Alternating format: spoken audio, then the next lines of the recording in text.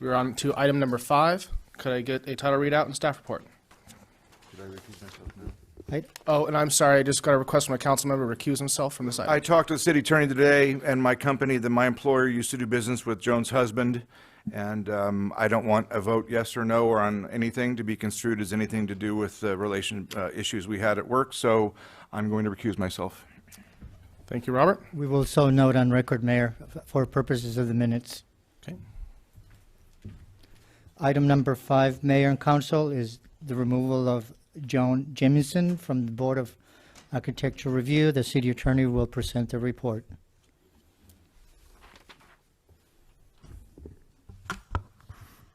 And actually, this is an item that was specifically requested by the mayor. I don't know that I have a lot more to say about it other than there is an email attached to this item which I received last week. It was what I understand as a reply all to a simple email sent by the staff that staffs the BAR, letting the BAR know that the meeting for last week was being canceled. And that, again, resulted in Ms. Jamieson doing a reply all. You have those emails there in your packet. You can review them yourself. I believe that they're in there after page 130. 131. Yeah. Thank you. I can't read the email in any way other than, again, it's a reply all. I didn't do your Brown Act training last year, but every Brown Act training that I've been to for essentially since email was created cautions that the first thing you try not to do and to be very careful about if you do it is hit reply all, because it becomes so easy to then create a serial meeting. Somebody sent me an article written by Best and Krieger recently that says exactly that. You should always try to avoid reply all unless it's just in the most clear, either ceremonial way or you are sharing some piece of information like the meeting was canceled.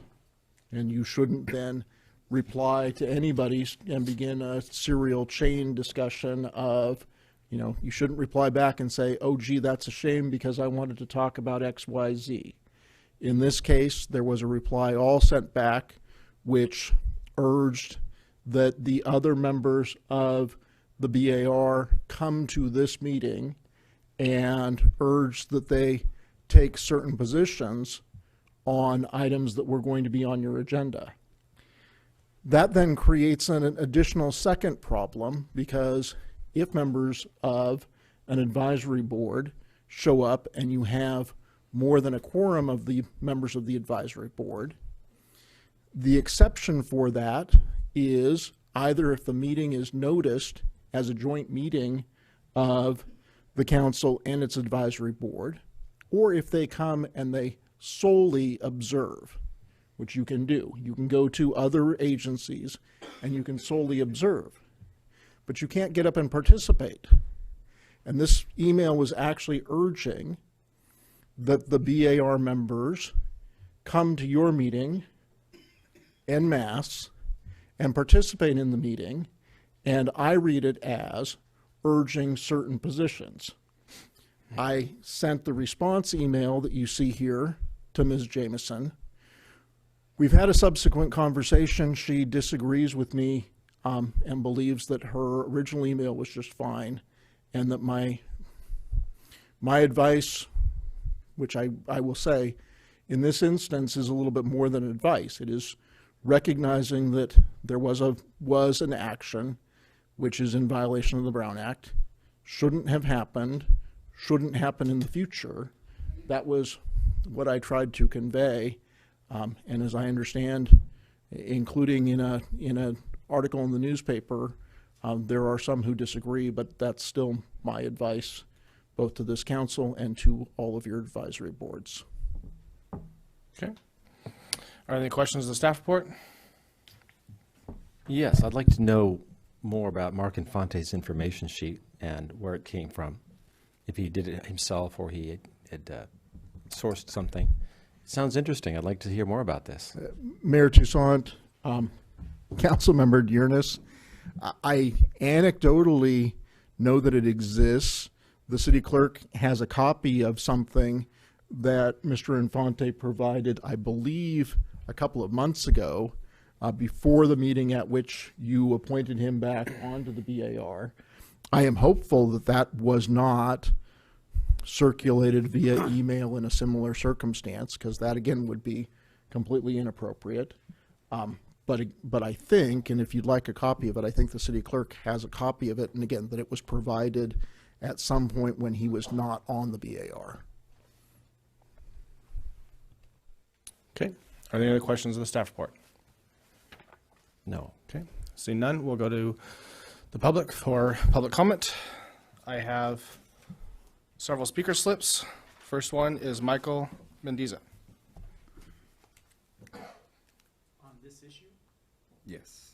You have 5 written here. Oh, wait, I'm sorry. Am I on 5G. 5G? Oh, 5G. Okay, I see. Okay. Mayor, I think you meant it for public comment. Oh, so you actually meant this for public comment then? All right, then let me. That's all right. Okay. If I may please interrupt for Yes. a minute. I communicated with Mr. Mendiza earlier, and just so he will know and everyone will know that the communications he received or he sent us, which were quite a few emails, they all have been printed, and they're on that binder for everyone to read, make copies or whatever it is, but the communications have been received. That is so noted for the record that his emails have been received and the council knows about them because they're there. Anyone is welcome to look at that. Thank you. And I apologize for the slip up. The way it looks to me, it says 5, 6. So I was actually first asked you, do you want to speak on both 5 and 6? It's not an agenda item. Yeah, no, yeah, okay. All right, Patrick Kavanaugh.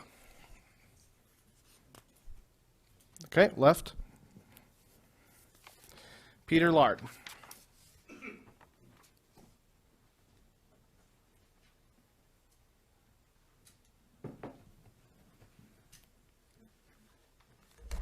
My name's Peter Laird. Laird. Okay. I'm an attorney. I'm a resident of Solvang. And Mayor Toussaint and members of the council, I've had an opportunity to read the emails in question.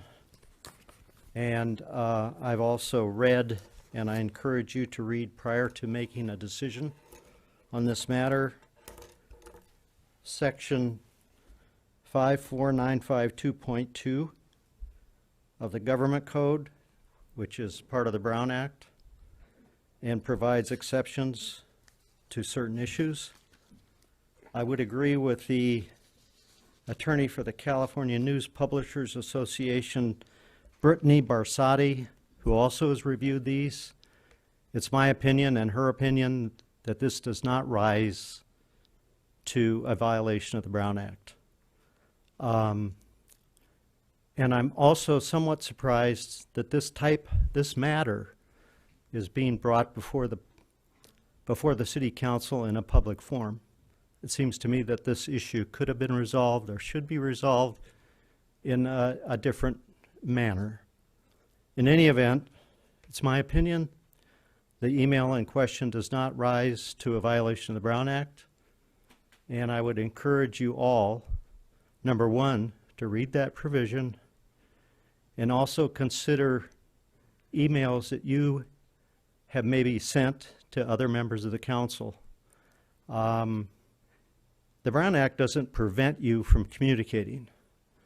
And basically this email suggests the members of the BAR attend a city council meeting. That's pretty much what it does. That's my position, anyway. Thank you. Sorry, thank you. Kenny Esco, or Esco Kenny Lama, sorry. Good evening. I'm very sad For the record, I'm Esko Kenelama. I'm here tonight strongly protest Solvang City Board of Architecture Review member Johnny Jamieson. I'm very sad and mad because my 75 years old landlord was bullied by Johnny Jamieson. And Johnny Jamieson has been bullying and trying to influence and convince with her sick and racist opinions my store landlord to evict me. I never miss my rents, but somehow, according to Johnny Jamieson, she was talking as a BR member to my landlord that I am not good tenant and I don't respect the law and I don't belong to this community also because of my ethnic background. Johnny Jamieson, who are you? Are you the one who can decide who can live, who can do business in city? Please stop dividing community and dividing people. I urge City Council to be united tonight and to remove Johnny Jamieson from the Solvang City Board of Architecture Review and give a strong message to our community that will never be allowed these kind of people to serve to our community. Johnny Jamieson should be ashamed with bothering my 75 years old landlord with her sick and racist and political ideas and opinions. If she continues to behave like this, I will also exercise my legal rights to stop her spreading rumors and lies and her racist opinion about me and using her position as a bar member. Again, Johnny Jamieson, shame on you. Thank you. Joan Jamieson?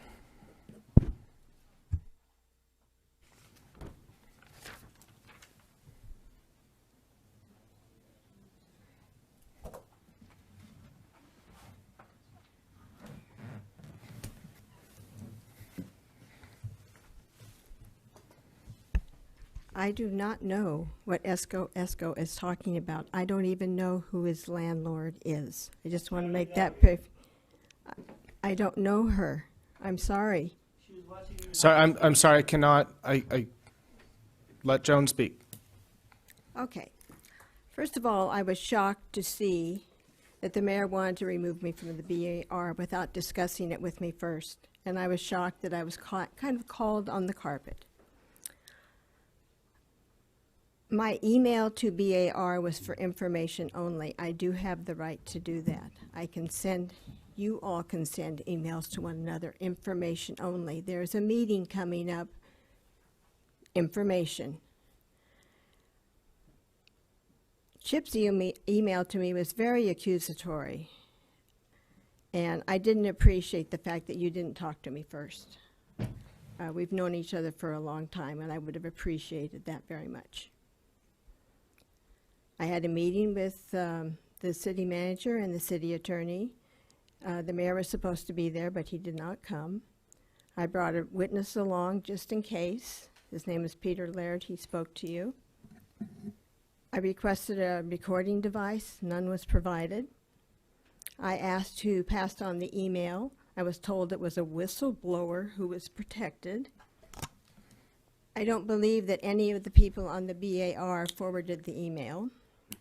I think it probably came from the firm that the city has hired that is examining emails now for the protection of the people in the city, and I think that's a good thing to do, but I don't think they should be used that way. I think it's supposed to protect the employees, not to spy on them. In other words, there's probably not a whistleblower.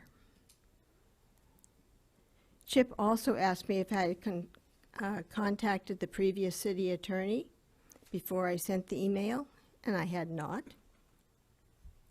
Another point, I do not have a city-provided email address. I created that myself. It's a Gmail address. The city does not use Gmail for emails. This kind of rhymes. During the meeting, or after the meeting, I asked for a copy of the notes that were taken by the city manager, and I was denied. This is supposed to be funny, Ryan. Do I get to have a do-over like you had when you didn't let Julie Palladino speak. Obviously not. According to Brittany Basado, someone who does not have skin in the game, staff attorney for the California News Publishers Association, my email did not attempt to influence the city council voting or take action outside of a public meeting.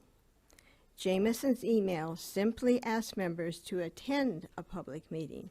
And you can see what power I have because none of them came to the meeting. Nobody from the BAR is here. My email was for information only, not to try to influence.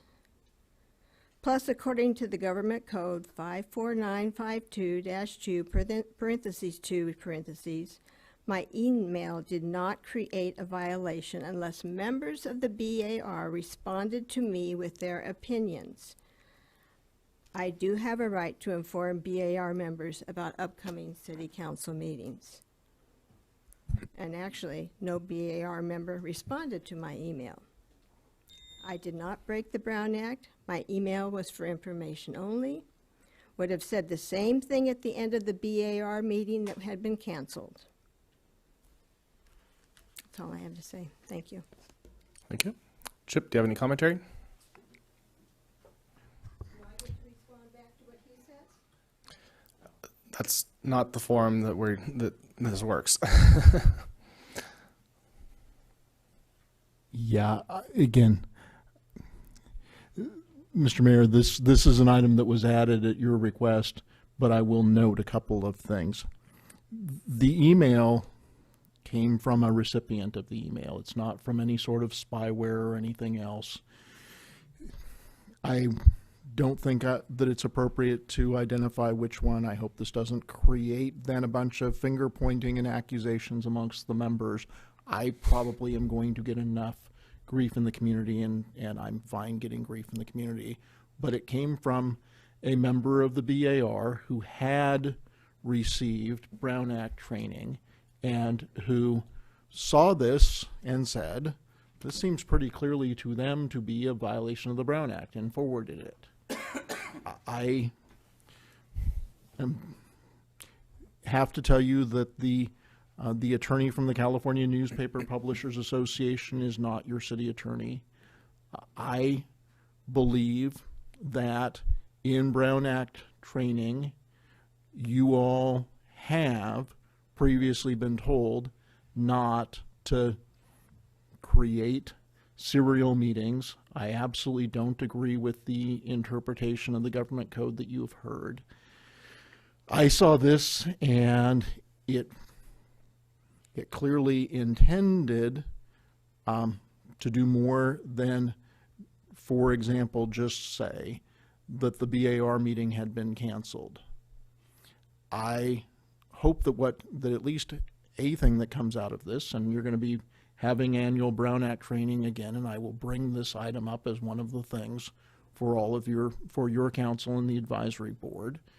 But you need to be extraordinarily careful when doing reply to alls in emails, and the fact that you don't then get somebody who replies to your reply all doesn't mean that there wasn't a base violation. The reason that I asked about the former city attorney is because I don't know what advice they in fact gave. And it's quite possible, which is why I asked, it's quite possible that your former city attorney had given advice that an email that meets certain parameters is okay.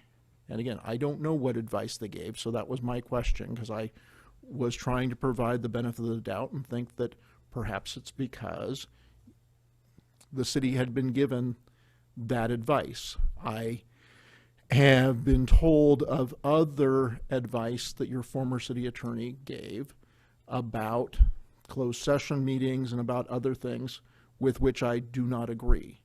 But I wanted to find out again so that I could correct that. I would urge whatever you end up doing this evening that the advice that I provided, which is this seems to me to be an inappropriate communication, is taken to heart and taken seriously. I do wish, in fact, that I had called Ms. Jamieson. We have known each other for a very long time. Perhaps I would have gotten a different response. I hope I would have gotten a different response if I had made the phone call instead of sending a personal email. It was originally a personal email.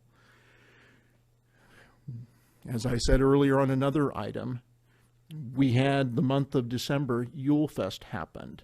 I thought that January was going to be very slow, and it's actually been a bit not slow at City Hall the last 2 weeks.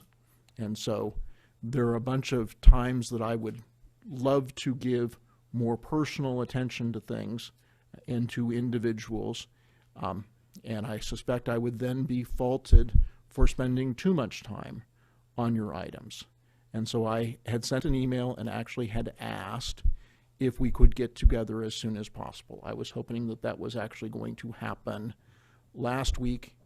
It actually didn't happen. I got a response which was that it couldn't happen until after 11 o'clock yesterday. And I came back from Santa Barbara, from a meeting in Santa Barbara, as quickly as I could to make that 11 o'clock appointment. So again, I hope that that this can be looked at in the way that was intended, which is the city attorney advising based upon my relatively conservative read of the Brown Act, but I think in this case I am correct, as opposed to, I don't know the person from the California Newspaper Publishers Association, but I don't agree, and I don't even know what question was asked of them, so it's kind of hard to know what their opinion is. That all said, as I understand, the mayor has some other comments and reasons that are beyond just this particular interaction. And so I will return it to your council. Thank you. And just a question on legal advice, since we're talking about Brown Act and things like that. Last year we had several meetings over water rate increases, and shortly before the third hearing of the water rate increases, I discovered in the Excel spreadsheets that there was like probably $10 or $12 million in bogus expenses in there. That meeting evaporated, and the consultant that was in the Bay Area didn't even show up to the meeting, and that item was quickly disappeared. Following that, I started making requests for information from the city, and I was told, when I was asking for this financial information, that the servers were broken. I asked for the hard copy of the information, and I was then told, well, not told, I showed up here at City Hall, and there was like literally mounds of documents from the floor to ceiling. I will note that in the prior city manager's office, they had all the journal entries in there, which are the ones I was probably most interested in. And they were all marked for shred and deletion. And I was told by the city manager at the time that they were exercising fiscal responsibility and seismic retrofitting of the building and taking advantage of a free shred day. After that, I showed up to the next public meeting, and I asked for, I was trying to make an issue about this and get this information. I was pulled out of the public meeting by the prior city attorney, and I was told that none of this makes the city look good, and the way that we will handle this is we will take this into closed session at the next meeting as performance review of the city manager. I was told that anything under the scope of the earth could be discussed in closed session under performance review of the city manager, as long as you say you're not happy with the city manager's performance. Following that, we had, I think, 3 or 4 continued closed session meetings that I'm not going to go into what was talked about then, but is that an appropriate closed session that for the convenience of the city, that is handled there? I just want to know, this is a legal question I'm just asking right now. Mr. Mayor, members of the council, I took the bar, I think it was 33 years ago, and I feel like you just asked me a question that should be on the bar exam, and I'm having like these flashbacks, but to try and give you a shorter answer than I would in that circumstance, and again, knowing I wasn't your city attorney at that time, but very clearly about you going into a closed session to avoid revealing embarrassing things to the public is one of the reasons why there is a Brown Act and why you're not allowed to go into a closed session solely for the reason of not admitting embarrassing facts to the public. So in the scenario you described, I'm not hearing a basis to have gone into closed session. Okay, thank you. So, yeah, what this came on as request. I'm speaking. This came on as request of the mayor, and so I take responsibility and ownership over this item. It happened to be coincidental that this little issue arose like right at the same time. So everyone makes mistakes. The opinion that's over here, fine, so be it. And quite frankly, you know, my understanding is that the cure for whatever this is, even if it was a Brown Act violation, is simply rehearing something or, you know, whatever to make those facts available, public, and you move on. You know, things happen. We're all trying hard. But what bothers me is that when we did the BAR appointments, I gave us a few votes, Karen Waite and myself, 2 council members, gave a few votes to Joan Jamieson.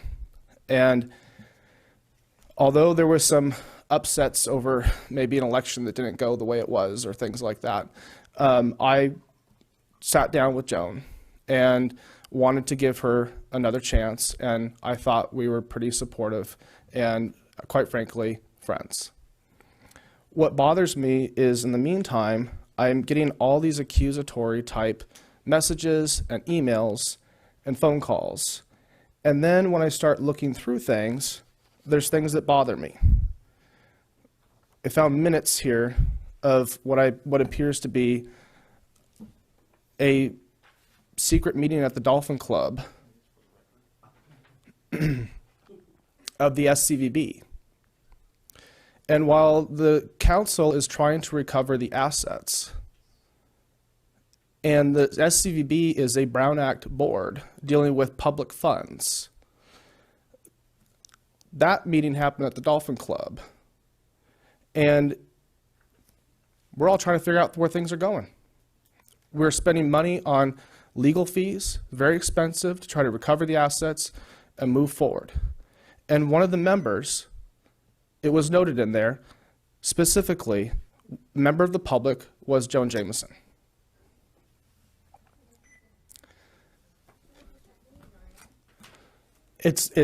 That was not a legal meeting.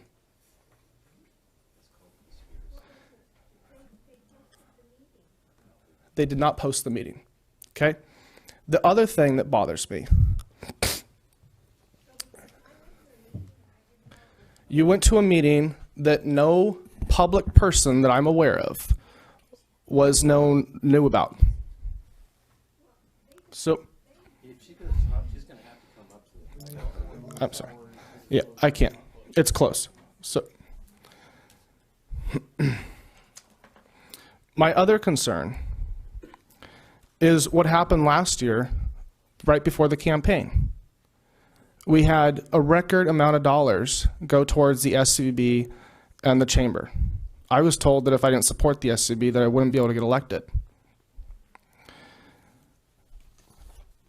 There's a mass mailing that's sent out here, and I'll ask the city attorney, but that seems to be several FPPC violations right before Election Day.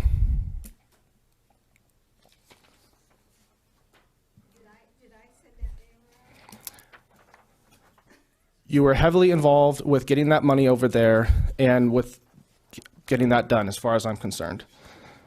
My last issue here is one of my last issues, is in 2017, I was all of a sudden lobbied by the council that the city needs to buy this vacant lot on Chalk Hill Road. What? And it's right here. It's not funny, huh? It's serious. Let's listen it. Here, I'm sorry, I have to keep order.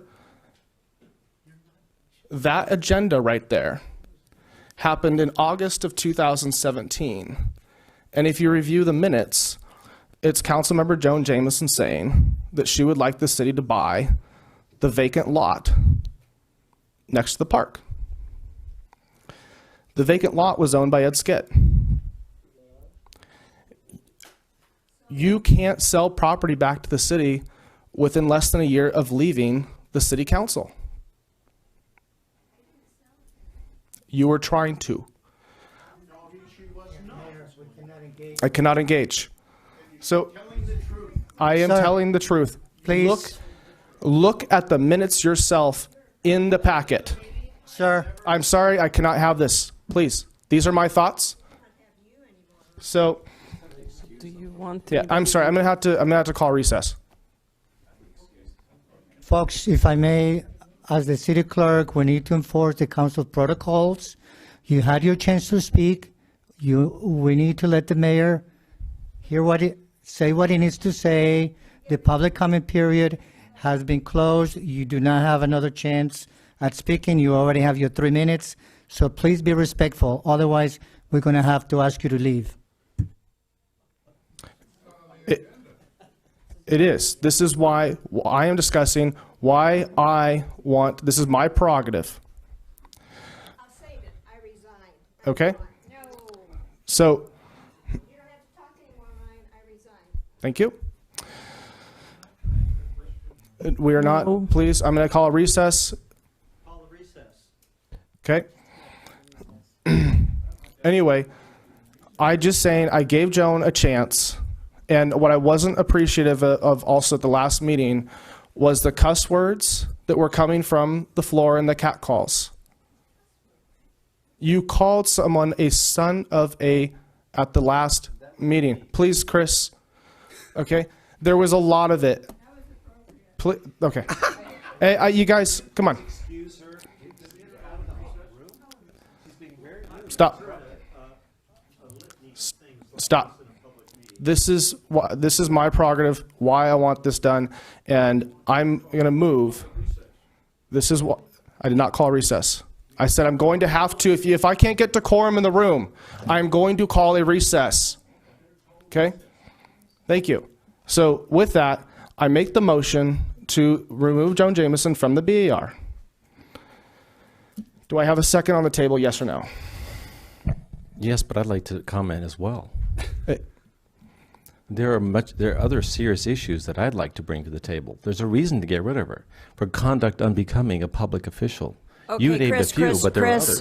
Chris, Stop, Chris. for your own benefit, you need to just let it- be quiet right let it now. go. One thing, I do believe that the email, it says, also encourage you all to support BAR. I think it's, I definitely agree with Chip. I think there is a violation there. I think it's encouraging a board.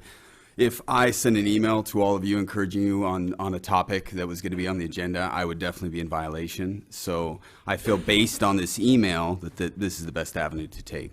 So I will second the motion. Thank you. It's been moved and seconded. Member Tim Clark, it's recused himself for the record. Councilmember DeArnis. Absolutely, yes. Thank you, sir. Councilmember Johnson. Do you have Yes. any discussion on this? Councilmember Wade. We did not have council discussion on this. Mayor, would you like to engage in further discussion on this item? Karen, if you have some comments, then yes, please. Yes. Okay, first of all, apparently this is now a moot point because Ms. Jamieson has announced her resignation. Second, I am completely disappointed in this agenda item. To me, with all due respect, Ryan, this comes across as a personal vendetta. This is not the front that I want to represent for the city of Solvang. This is not how I want the city to see me sitting up here on a dais, being supportive of someone taking out a personal vendetta and relieving someone of their position. Ms. Jamieson has long served this community in a very honorable and outstanding capacity. I am absolutely against this. This should not be on the agenda. This should never have come up. This should have been a conversation between you and our city attorney and Ms. Jamieson in person. We all make mistakes. If this was simply having to do with the Brown Act, it could have been just involved just retraining another class on Brown Act training. We could probably all use that. When you continued on the way you did, it became very, very personal. And to go after someone like that publicly, when you have council members sitting on this dais that may be in similar situations for other events that have occurred. Not even it's close. Not completely- even close. completely inappropriate. Chris, let If let she's Karen going to bring speak. this shit up, Hey! Let Karen speak. then knock it off. Karen, please finish. Let her speak.